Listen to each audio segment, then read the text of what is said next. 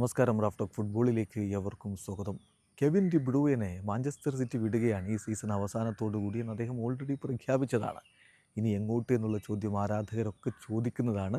Saudi അറേബ്യയിൽ നിന്ന് അദ്ദേഹത്തിന് ഓഫറുകൾ ഉണ്ട് എന്ന വാർത്തകൾ വ്യാപകമാണ്. പക്ഷെ അപ്പോഴും MLS ആണ് കൂടുതൽ സാധ്യത എന്നെല്ലാവരും പറയുന്നുണ്ടായിരുന്നു. ഇപ്പോൾ ആ കാര്യത്തിൽ ഒരു വ്യക്തത ഫബ്രീസിയോ റൊമാനോ നൽകുന്നു. അദ്ദേഹത്തിന് വേണ്ടി MLS ടീം, ഒരു ടീം അതിശക്തമായിട്ട് രംഗത്തുണ്ട്. അത് ഏത് ടീം?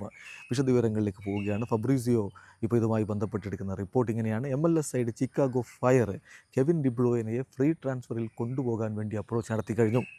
ഡിബ്രൂയിനെ അദ്ദേഹത്തിൻ്റെ മുന്നിലുള്ള എല്ലാ ഓപ്ഷനുകളും വരുന്ന ആഴ്ചകളിൽ പരിഗണിക്കും. പക്ഷേ ചിക്കാഗോ ഫയറാണ് ഏറ്റവും സ്ട്രോങ് ആയിട്ടുള്ള ഇൻട്രസ്റ്റ് ഇപ്പോൾ നടത്തിക്കൊണ്ടിരിക്കുന്നത്.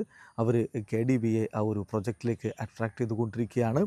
സോ ഡീൽ ഓണാണ് എന്ന് തന്നെ ഇപ്പോൾ ഫബ്രിസിയോ റൊമാനോ കുറിക്കുന്നത്. അങ്ങനെ സംഭവിച്ചാൽ മയാമിയിലേക്കല്ല KDB എന്നുള്ളത് ഏതാണ്ട് ഇപ്പോൾ സൂചനകളൊക്കെ വ്യക്തമാണ്. അങ്ങനെ സംഭവിച്ചാൽ ഉണ്ടാകാൻ പോകുന്ന കാര്യം നോക്കുക.